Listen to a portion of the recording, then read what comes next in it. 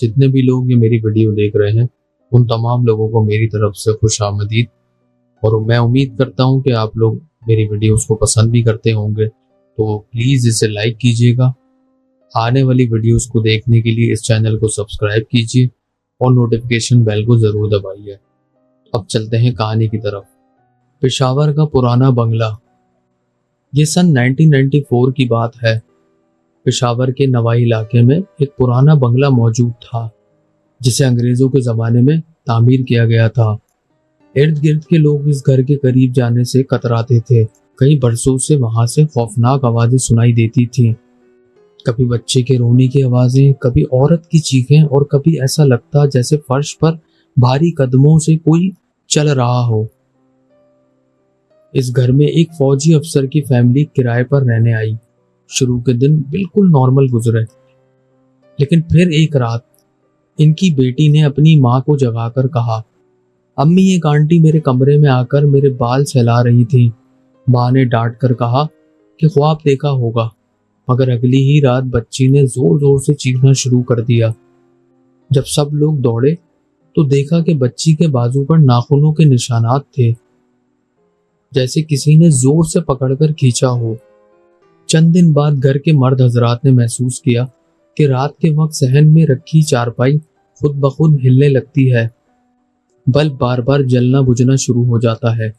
ایک دن افسر کی بیوی کچن میں کام کر رہی تھی کہ اچانک سلنڈر کی نلکی خود کھل گئی اور آگ بھڑک اٹھی۔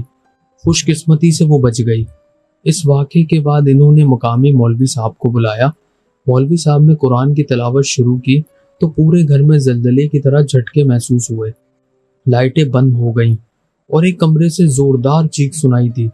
جب سب بھاگ کر وہاں پہنچے تو دیکھا کہ دیوار پر کوئلے کی طرح سیاہ ہاتھ کا نشان تھا، جیسے کسی نے اندر سے مارا ہو۔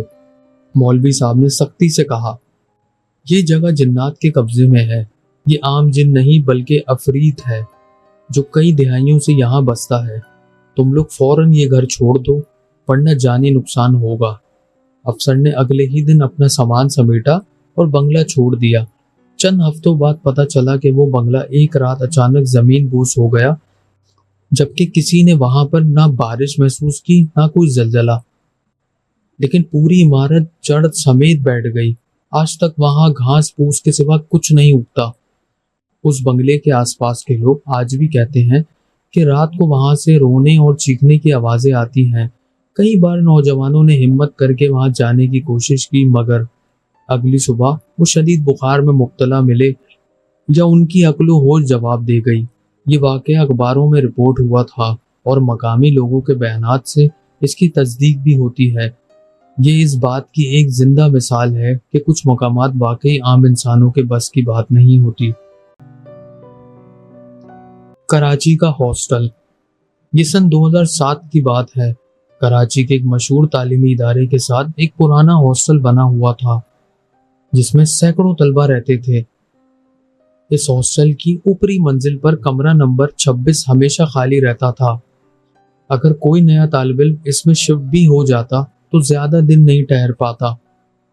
کمرہ نمبر 26 کے بارے میں کہا جاتا ہے کہ وہاں کئی برس پہلے ایک طالب علم نے خودکشی کی تھی، لیکن مقامی لوگ دعویٰ کرتے ہیں کہ اس کی موت خودکشی نہیں بلکہ کچھ اور تھا۔ ایک دن دو نوجوان طلبہ جن کا تعلق اندرون سندھ سے تھا ہاسٹل میں آئے اور وہی کمرہ انہیں دے دیا گیا۔ شروع کی رات سب ٹھیک رہا، لیکن دوسرے دن صبح میں جب وہ لڑکے نیچے ناشتہ کرنے آئے تو ان کے کمرے کی لائٹ اور پنکھا خود بخود بند ہوتا اور چلنا شروع ہو جاتا۔ ساتھی طلبہ نے مذاق سمجھا۔ تیسری رات عجیب واقعہ ہوا۔ ایک لڑکے نے اچانک چیخ ماری۔ دوسرے لڑکے نے بتایا کہ وہ چیخ اس لیے ماری کیونکہ کمرے کی چھت پر ایک سائے جیسی عورت الٹی لٹکی ہوئی تھی اور وہ اسے گھور رہی تھی۔ آپ سوچ سکتے ہیں وہ منظر کتنا خطرناک ہوگا۔ باقی طلبہ نے جب شور سنا تو بھاگ کر آئے، مگر اندر پہنچنے پر کمرہ بالکل خالی ملا۔ اس کے بعد وہ دونوں طلبہ دن کے وقت بھی کمرے میں ڈر کے مارے ٹھیک سے نہیں رہ پاتے۔ ایک رات جب سب سو رہے تھے تو پورے ہاسٹل میں بجلی چلی گئی۔ اس دوران کمرہ نمبر 26 سے دروازہ زور سے بجنے کی آواز آئی۔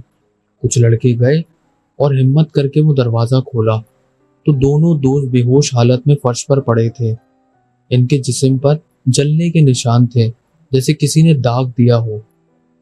انہیں فوراً ہسپتال لے جایا گیا۔ جب وہ ہوش میں آئے تو بار بار یہی کہتے تھے، وہ عورت آئی تھی، اس نے کہا یہ کمرہ ہمارا ہے۔ چند دن بعد دونوں نے ہاسٹل چھوڑ دیا اور گھر واپس چلے گئے۔ اس واقعے کے بعد ہاسٹل انتظامیہ نے کمرہ نمبر 26 کو ہمیشہ کے لیے بند کر دیا۔ آج بھی وہاں تالا لگا ہوا ہے اور طلبہ کا کہنا ہے کہ رات کے وقت اس کمرے سے ہلکی ہلکی سرگوشیوں اور کبھی کبھی چیخوں کی آوازیں آتی ہیں۔ یہ واقعہ جنگ اخبار کے ایڈیشن میں بھی رپورٹ ہوا تھا اور کئی ہاسٹل کے سابقہ طلبہ نے اس کی تصدیق بھی کی تھی۔ گاؤں کا کنواں۔ یہ کہانی پنجاب کے ایک گاؤں کی ہے۔ سن 1982 کا ذکر ہے۔ گاؤں کے کنارے ایک پرانا کنواں تھا جس کے بارے میں لوگ کہتے تھے کہ وہاں کوئی رہتا ہے۔ دن کے وقت سب عورتیں وہاں سے پانی بھرنے آتی تھیں، لیکن سورج غروب ہونے کے بعد کوئی بھی اس کے قریب نہیں جاتا تھا۔ ایک دن گاؤں کا ایک نوجوان لڑکا جس کا نام اقبال تھا، دوستوں کے کہنے پر ضد میں آ گیا کہ وہ رات کے وقت اسی کنویں سے پانی نکالے گا تاکہ سب کو ثابت کر سکے کہ یہ سب جھوٹ ہے۔ دوستوں نے بہت سمجھایا مگر وہ نہ مانا۔ رات کے تقریباً 12 بجے وہ بالٹی اور رسی لے کر کنویں پر گیا۔ دوست بھی کچھ فاصلے پر کھڑے تماشا دیکھنے لگے۔ اس نے ہنستے ہوئے کہا، دیکھو دیکھو نا، کچھ نہیں ہوتا۔ لیکن جیسے ہی اس نے رسی ڈال کر بالٹی نیچے پھینکی، اچانک نیچے سے کسی عورت کے زور زور سے ہنسنے کی آواز آئی۔ تمام دوستوں کے اوزان خطا ہو گئے۔ اقبال نے ہمت کر کے رسی کھینچی تو بالٹی میں پانی کے بجائے خون بھرا ہوا تھا۔ یہ منظر دیکھ کر دوست بھاگ کھڑے ہوئے، مگر اقبال کو لگا شاید کسی نے مذاق کیا ہے۔ وہ پھر جھک کر کنویں کے اندر دیکھنے لگا۔ عین اسی وقت کنویں کے اندر سے ایک سفید ہاتھ نکلا اور اس کے گربان کو پکڑ لیا۔ وہ چیخنے لگا مگر کوئی بھی دوست واپس نہ آیا۔ اگلی صبح جب گاؤں والے وہاں پہنچے تو دیکھا کہ اقبال کی لاش کنویں کے پاس پڑی ہے اور اس کے گلے پر نیلے نشان تھے، جیسے اسے زور سے کسی نے دبایا ہو۔ اس واقعے کے بعد اس کنویں کو فوراً مٹی سے بند کر دیا گیا۔ آج بھی گاؤں والے کہتے ہیں کہ اگر رات کے وقت اس جگہ کھڑے ہو کر کان لگاؤ تو ہلکی ہلکی ہنسنے اور پانی گرنے کی آوازیں آتی ہیں۔